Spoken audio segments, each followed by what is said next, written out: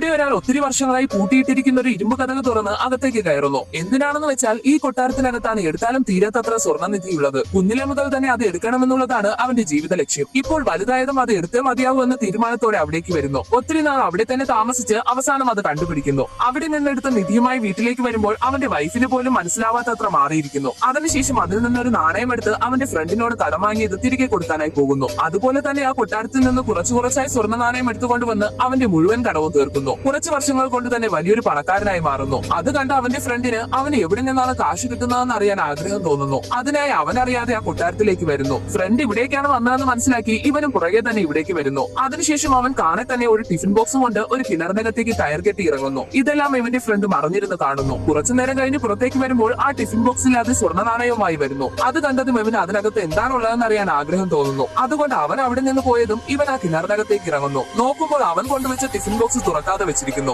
അതിനകത്ത് എന്താണുള്ളതെന്ന് അറിയാൻ തുറന്നു നോക്കുമ്പോൾ അതിനകത്ത് മാവ് കൊണ്ട് ഉണ്ടാക്കിയ ഒരു പാവയിരിക്കുന്നു. പക്ഷെ അവനത് കയ്യിലെടുത്ത അടുത്ത സെക്കൻഡിൽ വ്യത്യസ്തമായ ഒരു ജീവി വന്ന് അവനെ പിടിച്ചുകൊണ്ടു പോകുന്നു. ആക്ച്വലി ആ ഫുഡ് അതിന് കൊടുത്താൽ അതിന്റെ പുറകിൽ നിന്ന് ഒത്തിരി സ്വർണ്ണ നാണയം കിട്ടും. പക്ഷെ അതിന്റേതായ സേഫ്റ്റിയോടെ വേണം അതിന് ഫുഡ് കൊടുക്കാൻ. അതറിയാതെ അവൻ അകത്ത് വന്ന് ആ ജീവിയുടെ കയ്യിൽ പെടുന്നു.